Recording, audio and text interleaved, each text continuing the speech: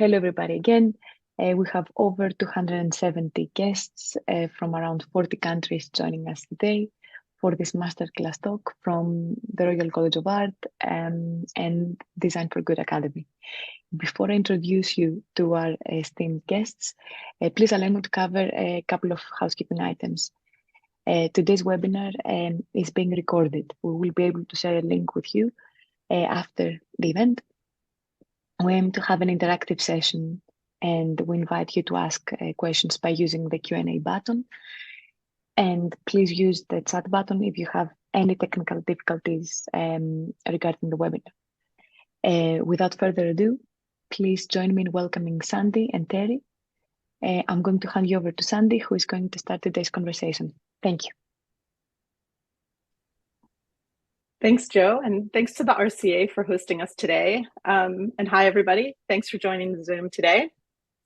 I have been really looking forward to this conversation. Terry brings with him a wealth of experiences, and I think you'll find inspiration in his perspectives that he's gained throughout his career, working in many different parts of the world and on many different types of challenges.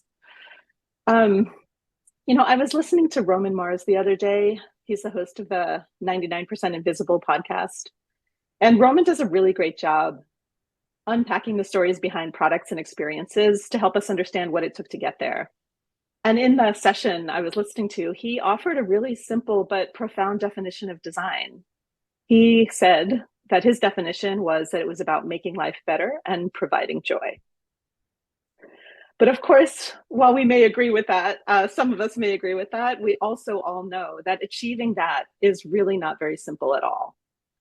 As designers, many of us are grappling with how to use our skills to address the most pressing challenges of our time. And we know it's not just about envisioning better experiences. It's also about understanding the multifaceted dimensions of what it means to even make the world better. And also identifying ways to bring all of those dimensions to life across the complex systems where needs don't always align.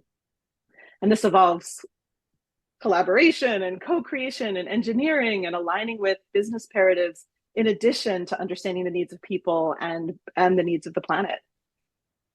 And we also know that without a viable business model, even the most innovative ideas will remain unrealized. So it's really important for us as designers to broaden our understanding and our creativity to design not just great experiences, but also sustainable businesses and operational models that can bring these new ideas and experiences and systems to life. And so that's what today's session is about. It revolves around expanding our understanding of what better might even mean in a very globally diverse context, about acknowledging how business strategies intertwine with designing for social good, and exploring how design is evolving in the face of today's complex challenges. So Terry, now that I've given that context, are you ready for this conversation? Yeah, I'm excited. I mean, this is going to be fantastic. I think I'm really looking forward to talking with you, to hearing about your perspective, and also hearing about the perspective of designers on the call as well. Great. Well, I'm assuming that people joining this call have read your bio, so I'm not going to read your bio, but I think it might be nice for us to take a minute and introduce ourselves a little bit. Maybe I wonder if you could share a few things in your life and career that led you to this point today. Yeah, thanks, Sandy, and hi to everybody who's really taking the time to spend with us and listen. And we really appreciate you guys. So my kind of history in this came from when I was literally, quite young. I started off doing what would be considered design back in the day, but in a community. And I grew up in Ireland, but in the environment I grew up in, it wasn't really something that was well understood. My mother, wanted me to go and be, a civil servant or a police officer, or a nice safe job where you would have a salary for life and you wouldn't bother anybody. And I didn't kind of fit into that mold.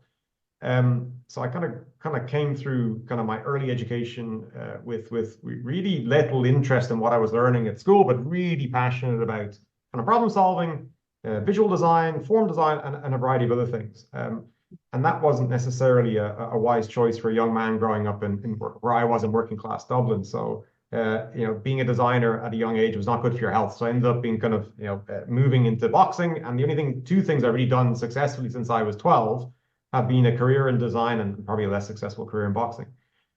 Interesting what you said about the quotation, because I certainly, as I've progressed through my career, the why I do what I do is something I've always got to go back to. And one of the other things I think I got interested in at a very early age was philosophy, and whether you think about spirituality, philosophy, sort of Buddhism is a really interesting kind of corollary with design, because Buddhism is about sort of, Buddha taught us that life is suffering and our job is to relieve the suffering of our surroundings, and if we can, the suffering of others. And what better career to be in than in design, because if you apply your skills in a certain way, you get to professionally relieve the suffering of your surroundings and that of others. And that's sort of driven me and motivated me for the lion's share of my career. And it was a bit of an odd road to get there. I studied, but I studied at weird times. I didn't leave school and go to college. I left school and I just was so upset with the educational system. I just hit the road. I finished school on a Friday. I would left the country by a Saturday, and I traveled and I did odd stuff, and I came back to education a lot later. But on paper, all of our profiles look like, Terry's gone to Parsons and he's got a master's and he teaches at that university. But the road to get there was an extremely rocky one, and it was not sort of leave school, go to college, do a post-grad, find your way through the system. It was a very sporadic, it wasn't the Disney story.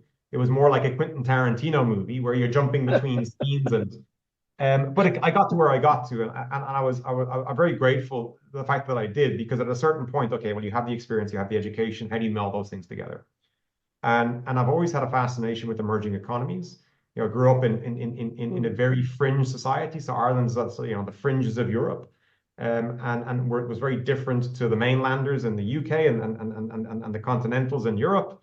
We thought differently, we behaved differently, and I've really enjoyed that duality as I've gone through my career, in the sense of being able to exist in the sort of clean kind of corporate environment where we need to be sometimes to sort of make change happen, but also to be able to roll up my sleeves and sort of walk the streets, kind of speak to people in whatever economy I've worked in. And I've been blessed to probably work in about 12 or 15 different countries across the world, mostly emerging markets.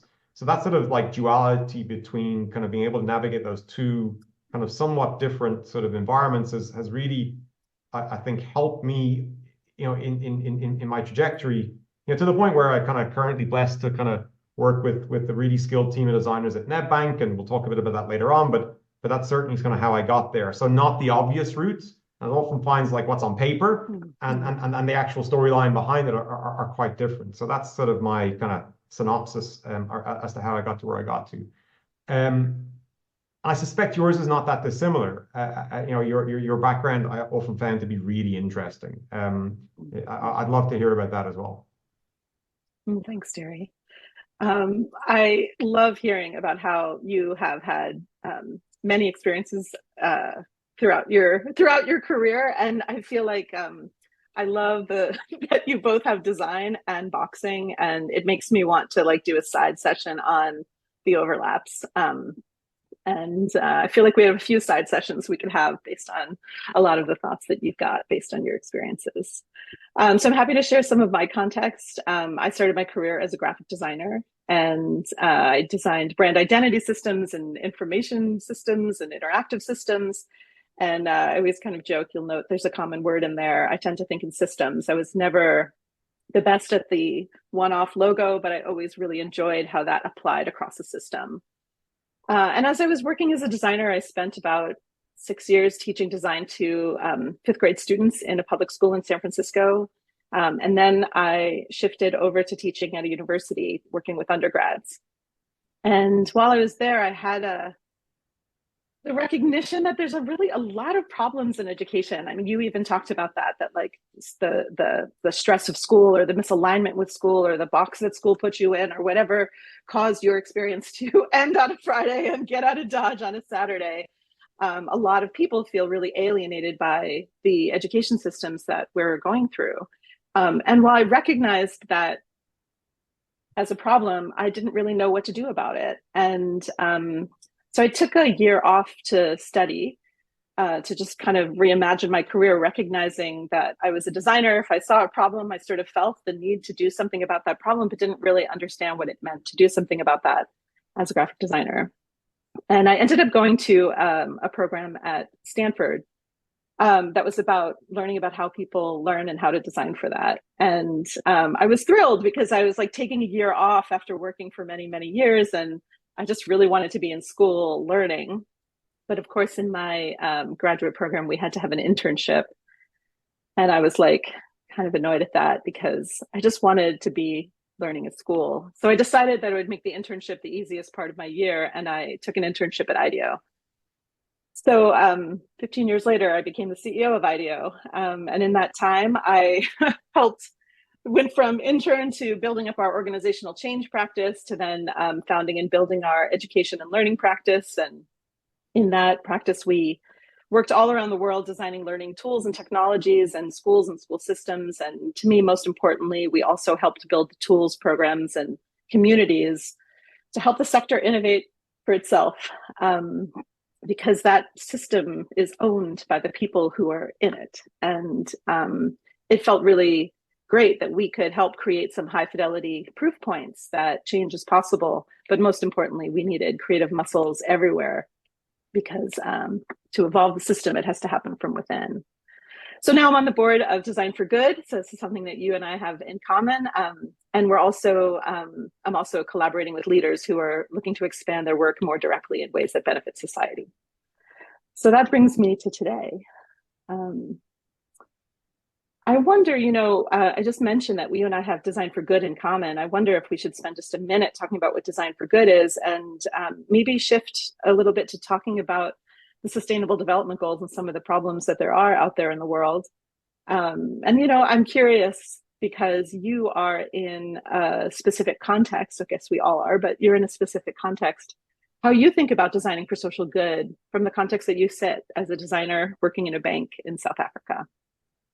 Yeah, I mean, if you'd said that to me 20 years ago, I would have like, no, that's never going to happen. It was really interesting, from a career trajectory, because I didn't think I'd end up in financial services. I was kind of working in arguably more, you would say, creative spaces, doing all sorts of interesting early stage digital, behavioral design, a variety of stuff. And then I started working. I'd done some work in Parsons. I'd come back to South Africa, and I was doing some work to help set up this sort of division with some of my colleagues and team members at the bank. And it became evident to me really, really quickly that you can have all the right ideas in the world as a designer, but if you don't have access to capital, if you don't have access to sort of the opportunities to bring those to life, your ability to express yourself is maybe sort of limited to a certain extent. And I ended up, work with Nedbank. It's an emerging economy bank. It's probably based in about 12, 15 countries, about 20,000 employees, a design team that's really robust of around 200 people. But in that context, what there seems to be this really clear view of is certainly within our organization is you can't be a successful company in an unsuccessful society. And in the context of emerging economies are by definition emerging. So there's a fragility of those economies. And just evidenced in when we went through COVID, we lost 50% of the middle class over a 6-month period. They just disappeared out the system because there was a fragility to the structure. They bounced back eventually, but we went from like a middle class of around 5.5, 6 million people, around 3 million people, literally in a very, very short period of time. So emerging economies tend to be quite dynamic. And my sense is, as a financial company, as a bank in general, you have a responsibility, and you get the society you invest in. So if you were investing in coal-powered fire stations and generally poor educational systems and on these other things, that's what you're going to get in return. Don't be surprised when that's the outcome. So we've just got a really good chief executive and a really good board and our chief digital officer, and they're very clear on this in a sense that we need to build a better society. In fact, it's written into our kind of mandates and our mission as a bank. So what you kind of realize is then you have to sort of start to balance out the sort of investments that you're making as an institution in the obvious stuff, in energy transformation, in infrastructure, with investments in kind of opportunities in education, in reducing gender-based violence. The SDGs are a big sort of framework for us. but they're an interesting framework because I think if you're sitting in the global north, the SDGs really sort of zone in on it on infrastructure and on sort of this sort of idea of the green economy and the sort of just transition. If you're sitting in the global south, it's a very different story. We absolutely committed to sustainability, but sustainability also means running water. It means basic education. It means keeping the lights on, which is a current problem for us. It means, you know, being able to provide basic services to society. So when you're sitting in the global south, that there's almost a sort of duality in the requirement. You've got to behave like a regular corporation and do what regular corporations do, and design kind of fulfills that obligation.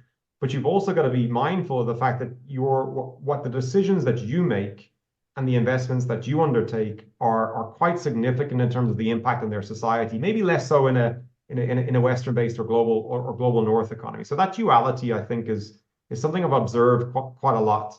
There's a lot more work to be done through the SDGs to just bring those basic things into existence. And it's not like it's called, you know, where you are, Sandy, in the US or in Western Europe.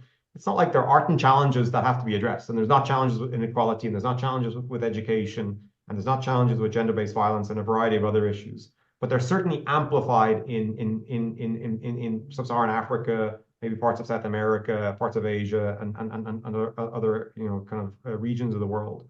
So our sense is that we have a duty of care from a design point of view to not just sort of deliver on the commitment to the bank and to our clients, but also to society as a whole. And we spend a lot of time balancing that out with support from the institutions. So we're very lucky to have that. I mean, we've seen huge opportunities and gaps. Example, one of the, like, we ran 2 experiments in the last 24 months. One was, we said, look, we think there's a huge job opportunity in entry-level digital jobs, whether it's programming, digital marketing, low-level coding. And we kind of reckon there's about sort of 30,000 jobs on any given time available for that. But the system we operate in can't produce enough graduates. So we said, let's see if we can produce, as a design process, 10,000 trained young people into the market that can be consumed by the market. Let's see if we can overcome that. And we had a relatively successful program in terms of doing so. But what we had to do was we had to redesign the sort of process of education to get them there.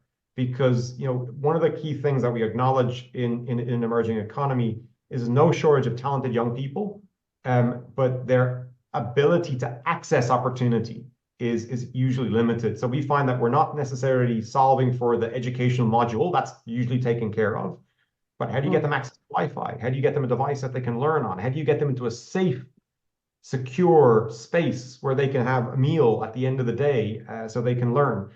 So those would be some of the sort of like the sort of not obvious problems that we have to solve for as we kind of go through these kind of sustainable development goal related opportunities. And I think, you know, in the SDGs, there are both 2 things for me. Everything we do has to be commercially viable and socially impactful. And I think when we can bring those 2 things together, you know, then we find that's usually a good opportunity to innovate. You know, it occurs to me that there's probably many people listening who are like, that is the ideal. That is what we are all keen to do in our work. And I wonder, how do you work with the leadership? I mean, do you just have very special leadership that acknowledges this duality or this need for integration between the commercially viable solutions and socially impactful ones? Or is there some advice you have, or like frameworks that you've created that are about helping leaders really stay committed to the belief that the work that a design team may be doing isn't only about the direct impact on their business, but also society? Yeah, I mean, it's an ongoing challenge. I mean, it's usually a sort of, you know, a vicious circle or a virtuous cycle. It's one of the two, and you're trending in one or other direction, where your designers are either being kind of like pigeonholed into sort of pixel pushing or other kind of entry level kind of design functions, or they are solving product problems, social problems, and I think it's the job of the design leader to not be a designer in the kind of traditional context. And certainly the way we look at it is it's our job, and I say me as me and my leadership team, we see ourselves as the producers, not the rock stars. And I think that's a shift in design leadership that's very, very important.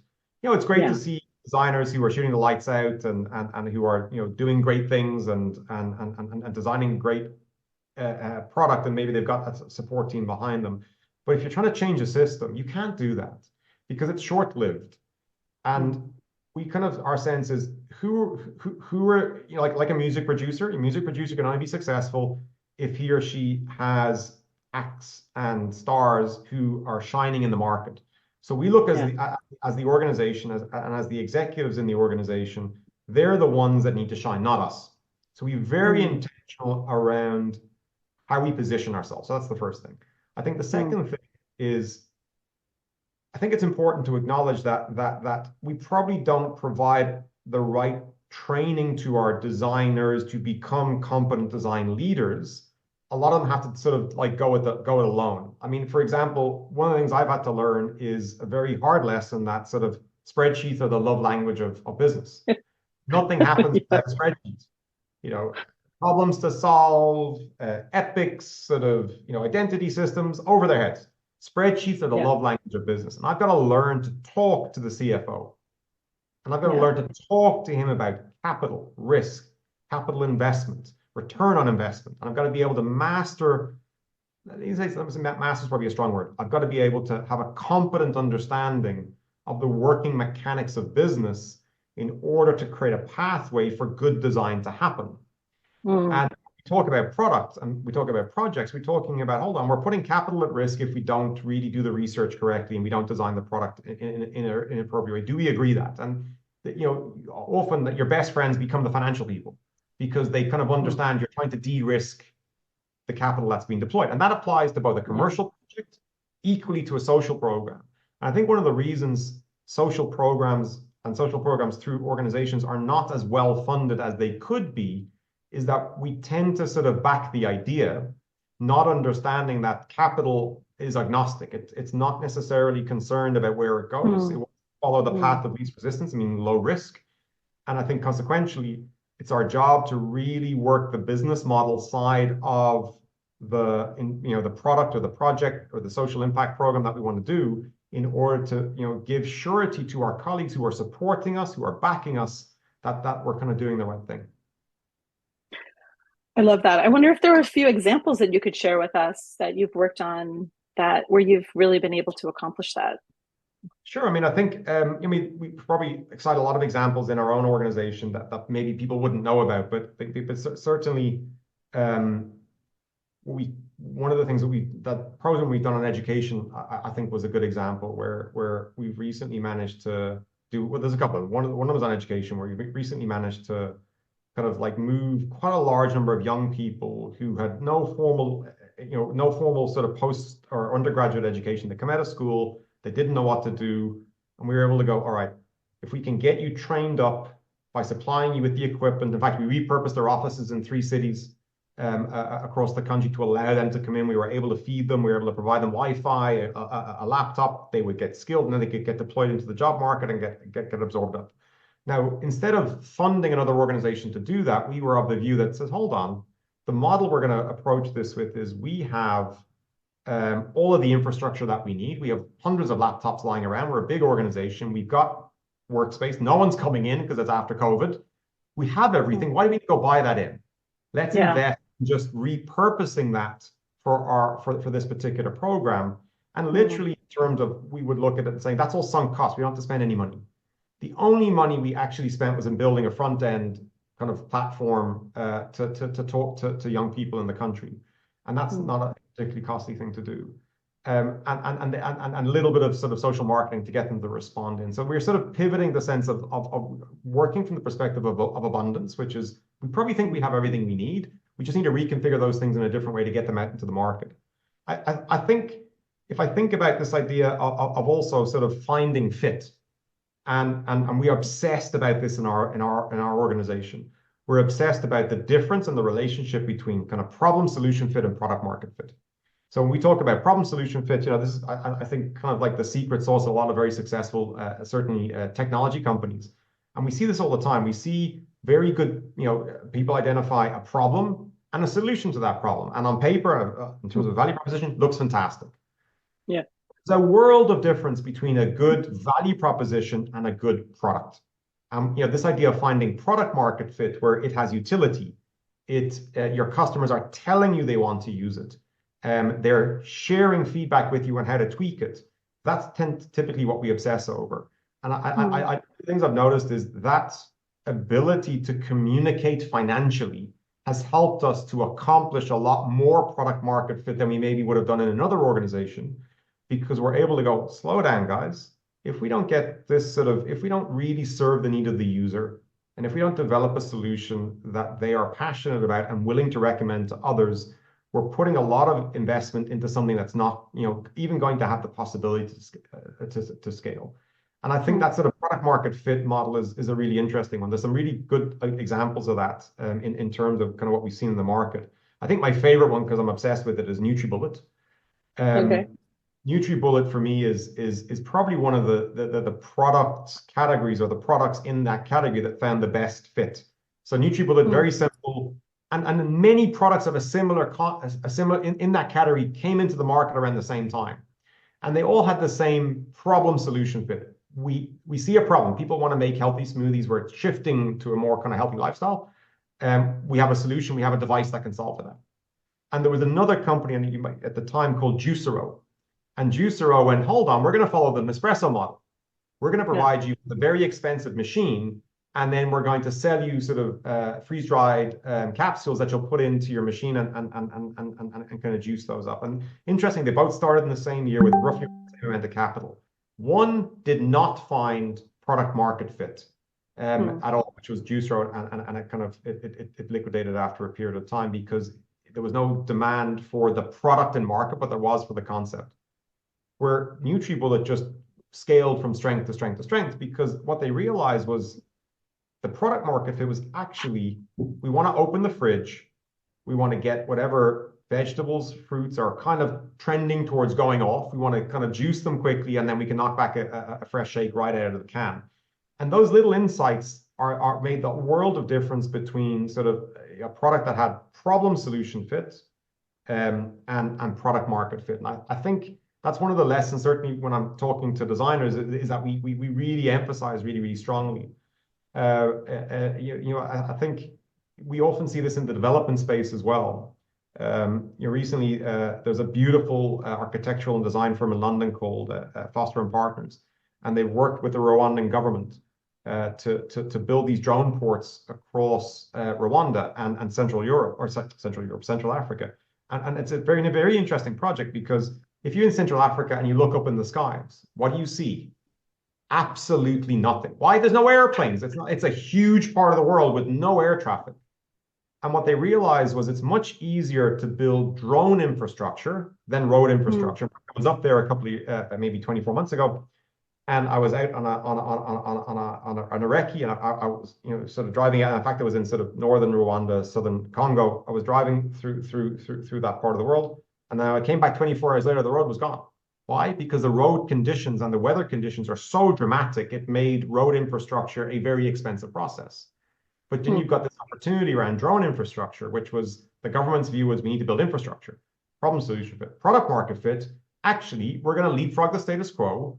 We're going to take advantage of the fact there are no planes overhead, and we're going to invest in drone infrastructure to take our high value goods, postal services, medicines from different parts of the country together. And I thought that was kind of a really interesting kind of way to solve that particular problem. They're busy kind of building the first batch of them at the moment.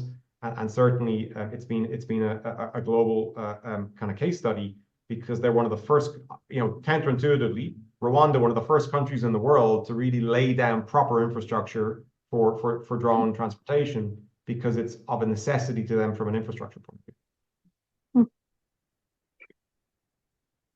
Amazing examples. I don't think that the NutriBullet and the drone airport have really ever been in a presentation together before, other than through your eyes. So that is great to see, and I can see the commonality. One of the things that makes me think of is just the nature of what we're going to deal with at scale when ideas are in action. And so I love that you said before that spreadsheets are the love language of business, and it's important to understand that. And I would build on that by saying that it also is, as designers, incumbent on us to realize what the conditions are when our ideas or when the things that we're developing do exist at scale. And because when we imagine the perfect thing at first, it doesn't take into to account all of the various needs and conditions that will be faced with when we are implementing at scale. So I can imagine for Rwanda that it has a lot to do with the policies and the decisions about airspace and all the things that will need to be designed when this is fully operational. And as designers, what we can do is really kind of lay out those conditions and then start today by saying, how do we, in the design today, start to address the kinds of things that we'll need to consider at scale so that our work is more likely to succeed at the scale that we need it to. I bring that up because that was something that we approached when I was working at IDEO about 12 years ago, working with a business leader in Peru who has a very similar approach to what you laid out. His feeling is that it is really important for business leaders to step in where government is not in order to help society. And in the case of Peru, Carlos Rodriguez Pastor, who's a great business leader there, realized that there were problems in the education system in their country. And he felt that that wasn't going to just be solved. I mean, they were one of the lowest ranked countries in the world on education. And so he asked us to design what would be a affordable education system for the emerging middle class. And affordable means like $150 a month for the tuition, and international quality and scalable, could be built up enough to disrupt the country's failing education system, and also profitable. And that was because in his case, he used the mechanics that he knows how to do, which is build a service-based business that serves the emerging middle class. And the context of schools in Peru are, there's broken infrastructure. There's still a lot of rote learning where teachers are saying things and kids are writing it down in their notebook and nobody even checks for understanding. It's very passive. Kids are desperate to have their imaginations engaged. And you have a lot of teachers who want to be part of helping to create the change of the country, but also not knowing how to do it because they were educated in a system that sort of kept them in that rote learning mentality, sort of waiting for information to come. And so our design work had to consider all the needs of students, of their families, of the teachers, but also the needs of the country and the needs and realities of business, and especially at scale. And so the design of that system ended up integrating all of these needs at once, which is for a design team really hard to do because you have so many different components. We had probably 12 to 15 people on the core team of this work. And then we brought in all of these different domains of expertise around brand, around finances, around infrastructure, in order to get to a point of view about how this system could be designed in a way that integrates as many of these concerns as possible. I have a feeling you're doing that a lot in your work and on your design teams. I mean, you're talking about something so important because I think we're trained very much with the product in mind, and in the instance that you've spoken around, that product is the system. And I mean, the kind of the requirements of designers to kind of think beyond the sort of product design and the production of an artifact or of an object, I think is probably something that probably needs to be upweighted, educationally and thought through. I don't know, to a certain extent, I think service design sort of addresses that. But I mean, assuming that all happens, how do you crack a business model like that? How do you ensure that the model you're putting in there is not just a better product, but it's poised for commercial scale in order to have that duality, that social impact, and concurrently that commercial scale at the same time? That for me would have been a huge like eye opener in a market like Peru. Yeah, it really was a huge eye opener, and I would say as a designer working on that now many years ago, now it's sort of like once you see it, you can't unsee it. But I think a lot of times, because of the training that we have, or the focus or the passion that we have as designers, we want to get this perfect thing. And then we think, okay, now what's the business model that makes that happen? Or how do we get the spreadsheet to make my idea possible? But actually, a lot of the constraints of the finances and the realities drove the creativity about the pedagogy in the model that we were working on.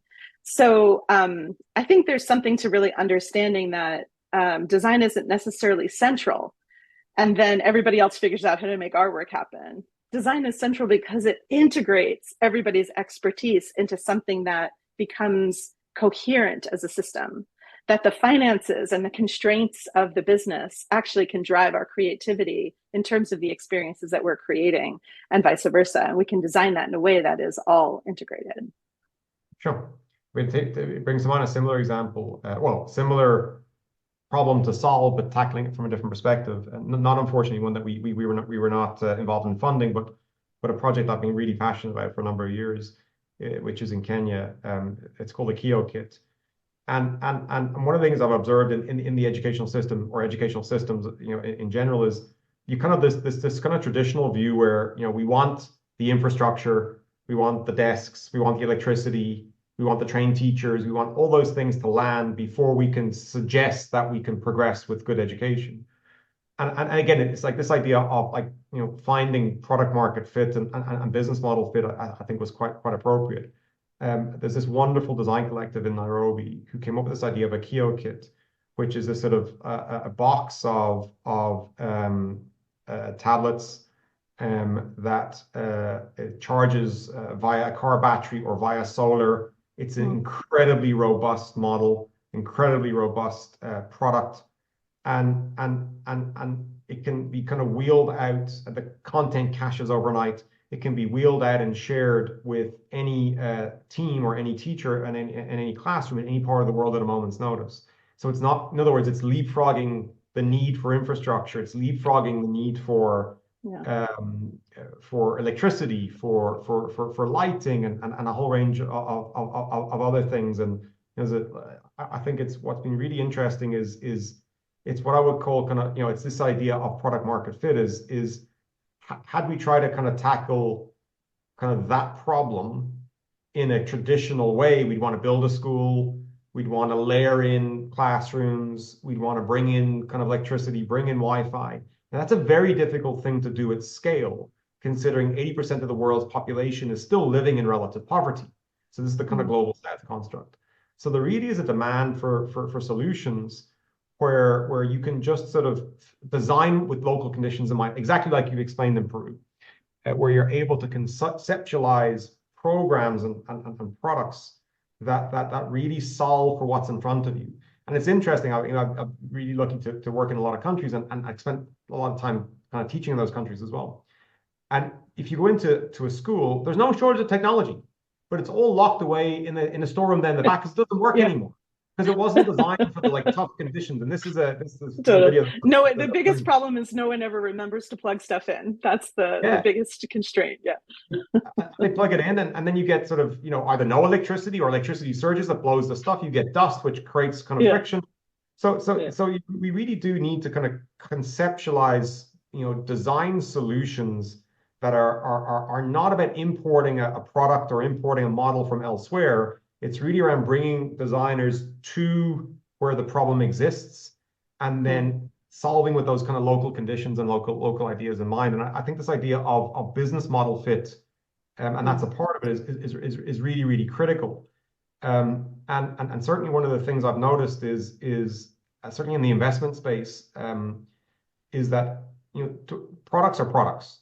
But the business model the product sits in is sometimes more important and is the differentiating factor in how to take that product forward. And sometimes it's not the product that changes, but it's the model that surrounds it. One of my favorite ones is with John Deere, the agricultural industrial company. They make big tractors, big green and yellow tractors, and combine harvesters, and also other industrial equipment. That stuff's expensive. What they realized was that that's not going to work for the majority of farmers across the world. So they set up a business model based on an old-fashioned co-op system. So farmers will come together, they'll buy into a co-op. That co-op set up as a financial vehicle, purchases the equipment, and the farmers can share that equipment amongst themselves. So the product doesn't change, but the actual utilization of the product is conceptualized in a very, very different business model. Hilti did the same with their big kind of nail guns. Hilti said, you know, our customers, you know, it's an old story now, but our customers don't want big, heavy drills lying around building sites getting broken. They want holes in the wall. And then they were able to shift. The product never changed, but they were able to shift to a product as a service model. And they would essentially guarantee uptime to those customers. So what happened was the building sites got better because they'd know that the equipment didn't have downtime. And the profitability improved by about 35% within the organization. It's about 50% of their overall kind of revenue base at the moment, because what they were able to do was realize that actually, you know, what I'm selling is not the product. You know, Rolls-Royce does the same with their engines on airplanes. You cannot buy a Rolls-Royce engine. A Rolls-Royce is a product as a service. They guarantee you uptime. They guarantee you 100% uptime, thank the Lord, because what they don't want is those engines falling at the sky. So in many cases, I think one of the big evolutions for us to consider as a community is, yes, we have to focus on the product, but we need to spend an equal amount of effort thinking about the business model the product lives in, so we can have that scale that you've been referring to. I love that. And I love how the constraints that you're pointing out actually help get us to a creative solution that then can become relevant to everywhere in the world. Wow. I wonder, I'm just looking at the time, and I think it might be nice to bring Joe back onto the camera and see if there are any questions from our listeners here today that we can address. Joe, what do you see in the Q&A? Yes, thank you, Terry. Thank you, Sandy. This is incredibly interesting stuff we're talking about today. We have first a question from Alomi. Thank you so much for this talk. It's been very insightful. I've recently attended some business and entrepreneurship classes at one of the top universities in London. What I found very interesting, rather disappointing, was that social impact was only spoken about as a PR strategy or put across as extremely optional and good to have. I wonder if the business leaders of tomorrow are leaving school with these attitudes. What part do we as design leaders even have? And more importantly, what does it feel like the burden or the motivation of marrying social impact with business is only on us? Sure, that's a big question. That's a really deep question. Let me volunteer a thought only. I mean, it really does warrant, it's almost a session by itself. But my sense is that if we want to address many of the world's problems at scale, and if we want to look for equality, when I say equality, I mean the ability to create equal opportunity for everybody, is that mindset of solving for both, solving commercial problems and concurrently solving for social issues. I think there's an enormous amount of opportunity for innovation in that sort of crossover category, or I suppose shared value is the common term that's used for it. And my sense is that organizations that of the future are the ones that are going to kind of excel in that area. Because as products become commoditized, as the cost of production gets, trends towards zero, the differentiating factor is what you're doing for the people that you serve, and not just for the people in your own kind of customer base, but in the societies that you serve. And sometimes maybe you're sitting in a tier 1 business school in a first world country. Maybe that's not as obvious a problem to solve because you're not seeing it in your immediate environment. But if you're sitting in, Johannesburg or Lagos or Manila or Montevideo, these are real things, or are arguably in Argentina at the moment. These are real problems that you see on a day-to-day basis, and therefore it becomes a lot more kind of evident. My other sense of it is, and this is something Sandy and I kind of talked about a lot, is this kind of basis of our educational model, is built around competition. It's built around the idea of doing better than the person next to me. And this sort of shift, and we're seeing this happen already, this shift towards sort of more kind of like traditionally called the 4 C's, more learning to collaborate, learning to communicate, learning to think critically, learning to be creative as a foundational skill set in our educational model. My sense is that children who are learning those skills will naturally collaborate for the better of humanity much faster than maybe our generation or our parents' generation did because they're formally trained to do so. It's not something they learn kind of like, at a later stage in life. It's ingrained from a young age. But Sandy, I know you got some strong views on this stuff as well. Yeah, maybe I'll just build on that by saying I have a lot of empathy for the question that Alomi is asking, that it can feel like we're kind of fighting upstream if the things that we believe in aren't what the predominant point of view is in the world. And I think that as designers, it's like part of the change process, and that we have to find how we relate to it and how we show up in it. And so if even recognizing that it may not be the kind of foundational message of business, there's a lot coming out these days about the what's his name, Milton Friedman's quote about, business's only obligation is to its shareholders.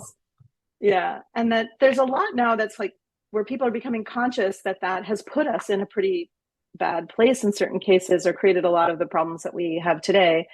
And there are business leaders that are understanding that it can be done differently, and that they can, as we've shared, I think a few case studies of, that they can be part of the doing for society, not just for themselves or for business. But I think as a designer, we have to kind of figure out how we sit in that, and how we create the case studies that actually show that this matters. And I think, Terry, you shared how your organization is doing that, and maybe sort of finding those case studies and finding what does feel like what's emerging, not just feel like what's predominant. And then get ourselves into supporting, as the sort of helping profession that we are, supporting the leaders that we believe in, that are integrating social good with their business strategies. Yeah, I mean, one of the things I do personally in this, I was lucky enough that I teach on a couple of business programs to MBA students, and we've kind of redesigned their modules so they cannot graduate unless they've solved for this combination of a commercial and social problem, and it's part of their sort of rubric. Cool. It's their Where is that?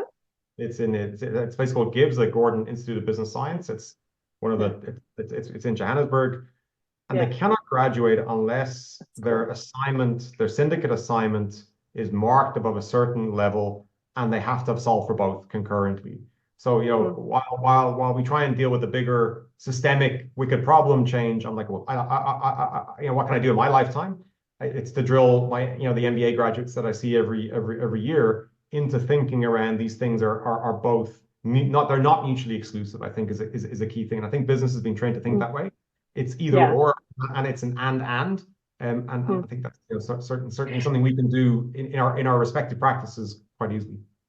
Yeah, and so it sounds like there are spots that you see that changing, but of course we know it still may not be the predominant mode, but it may be the early indicators of what's to come as we have some generational changes. Absolutely. Yeah. I'm going to look back to Joe. Joe, are there other questions that anyone has posted that you'd like to bring out? Of course.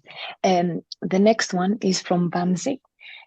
What was your return on investment on the upskilling of the youth project? How did you convince the management to do that project? No matter how supportive the management is towards design for good or social cause, they won't approve if the return on investment is not some X times the investment. Did you have a revenue that was multiple of the investment during that project? Good question.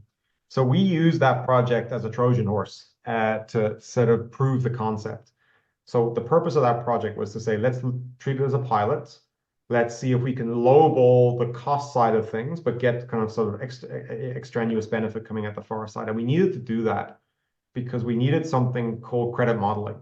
So one of the things that finance obsesses about is the return on investment. And that is sort of a lot of that's benchmarked against the sort of the credit sort of risk within a project. So one of the reasons a lot of social impact projects like this kind of concept don't get funded is our financial colleagues, especially on the investment side, look at the numbers and they say, I can't quantify the risk because I've no benchmark for that. So what we did with that project, Joe, was we were focused on creating the metrics that said, for every 10,000 people we put through this program at this particular cost, here are the number of graduates that we have, here are the ones that find their way into employment, And we were able, ideally able to model kind of what's called credit risk against that. Now, when we're going back for round 2 and round 3, we want to do it at a larger scale. We have data that is important to the financial and investment teams that do the modeling that can say, okay, we see how you've done this. We still think it's high risk, but we at least can quantify the risk and therefore can put a cost to it.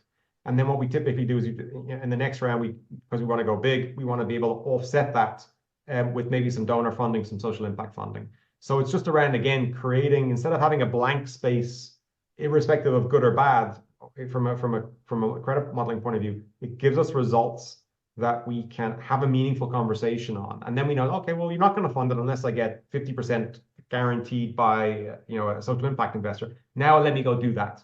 So we have to go through a lot of hoops to make these things happen. But there's a difference between a hard path that you have to follow, but you know what that path looks like, and not knowing where to go at all.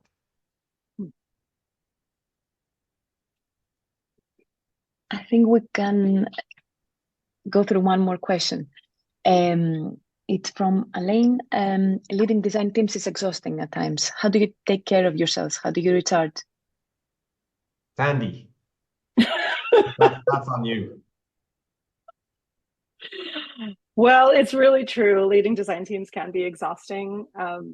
And I think part of that is because we all put so much of ourselves into our work that our souls show up to work every day. And so how do I take care of myself and recharge? So very good question. I do find that for me, making sure that I have a good balance of not just work in the office or now these days in this kind of transactional space of Zoom, but time in the world with people and who we're designing with for the future. That's always really motivating. And I think our energy isn't, it's not a fixed amount, right? If we can find the things that help us reconnect to our purpose and the things that really motivate us, then we can have a lot of energy even to get through some of the exhausting work. But I think it's also really important that design teams all talk together about what does feed them. For me, it has to do with being connected to the real experience that all of this is adding up to. That always recharges me. How about you, Terry? I think it's an interesting, like pre-COVID, post-COVID. So pre-COVID, it was just called rest. We must plan in rest. And we were active, physically active, walking around an office. So there was a sense of all the senses and the body and the mind being engaged. I think post-COVID, it's still new, but my experience of it the last couple of years has been the answer is discipline to get off screen, discipline to get out in the world, discipline to talk to people, discipline to get out and go for a walk, do some yoga, stretch. Whatever it is that that allows you to rejuvenate and regenerate, and discipline to know when it's becoming too much. And one of the things that my own sort of team and I talk about a lot is burnout, because I've seen a lot more of that occurring in the last couple of years than I did previously pre-COVID. A lot of it's got to do with screen time. A lot of it's got to do with sort of mental health challenges as a consequence of isolation. And that's sort of like discipline to say it's okay to take a pillow day. And we have a very simple rule, in our team. If you can't show up, don't show up. So if you can't show up with integrity, fully engaged, that's okay. Because no one will remember the times you weren't there. They'll only remember the times that you were there and you were grumpy and you made a bad decision. So be disciplined enough to not show up when it's appropriate. The world will continue, the business will be fine. You're not going to get fired for taking a pillow day or for taking. You have to monitor those things quite carefully. And I think if we don't, we are in this doom loop of work burnout, and we sort of we sometimes accommodate for that and celebrate the fact, I've worked 12 hours for the last 5 days in a row and I'm so tired, and that's not acceptable anymore.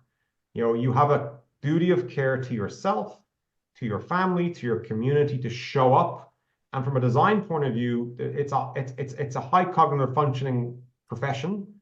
We're not putting hubcaps on Model T Fords. We are really kind of cognitively kind of on the edge almost 12, 18 hours a day. So you've got to balance that out and be disciplined enough to find the space in your diary and your calendar to rest. I love that, Terry. I feel like that's also with a bridge to maybe some of the things that boxing taught you. I feel like that might be the beginning of the talk of the design and boxing, what they have in common. I think we have time for one more question, just looking at the clock. And Joe, can you pick one from the handful of questions that are in here? Yes, of course. I think we can go with Tanvi's question. I agree with you that it's very difficult to see real problems of the global south while sitting in the global north. However, the best education, or rather when it comes to design, most of the education is available in these countries. How can we spread the skills and the people who are equipped to do anything about it to other parts of the world? Also, a lot of social impact comes at high individual cost of giving up comforts and high-paying salaries. To what extent does social impact come at the cost of compromises, and how can we encourage young designers to participate in these causes without taking away opportunities from them? That is a very deep question, and definitely a dynamic I have seen over the years. One quick thought that comes to mind is really, I do think that dynamic is changing. I think there's a lot more design programs that are really rising up all around the world. But I do think that dynamic is really true. I'm curious, Terry, given the context that you're sitting, do you feel that there have been compromises that you or folks on your team have made, or do you notice that as a pattern and trend across what designers are facing when they're looking at designing for social impact? It's a balance. So I think, and the balance is not always kind of obvious. Sometimes it's ambiguous. You might be doing 80% of your work in sort of, let's call it sort of more traditional professional corporate style outputs, and there's a piece that you've carved out that is to sort of rally yourself, your colleagues, and your teams to do sort of social impact work. Even when I wasn't blessed enough to work for the organization I'm working for now, that was still a belief system that I held. So irrespective of, I really worry if I go through a calendar year and I don't feel I've had some sort of social impact. And that's been something that's held with me for a long time, irrespective of the organization I'm working for. So you can only work within the locus of control that you have. And you know, it might sound sitting here talking to everybody that, I've got this unusual portfolio with this unusual access to capital and resource. And yeah, that's because I'm, you know, at the apex of my career. I turned 50 last year. You know, there's a lot that's gone into that process. This is more like this is sort of like, you know, the sort of the apex of where I am. Doesn't mean that I started doing it when I got here. I've been doing it for 25 years. And in that period, there wasn't a year that went past that I didn't personally feel an obligation to reduce the suffering of my surroundings and for other people as well, in different guises. And what was interesting was maybe some of the smaller things that I did in my journey with my team, with my colleagues, to a certain extent with my community, as I evolved through my career, and as I maybe got into a position where I was able to sort of do the bigger things, the fact that I'd done those other things was an incredible advantage, because I didn't look at the world through a corporatized traditional product lens. I looked at it through a combination of being able to hold two competing ideals together. I kind of have to make this work commercially, and I kind of have to make this work socially. Why can't I make this work together? And probably now, and you know, for a period of my career, and it won't be forever, I'm in that kind of position where I can bring them both together. But certainly in the trajectory of what I've done over a couple of decades, it's kind of married the two together. And maybe some years I've been more successful than other years, and some years less successful, but it was a consistent narrative. And it shouldn't matter where you are, you have the skill.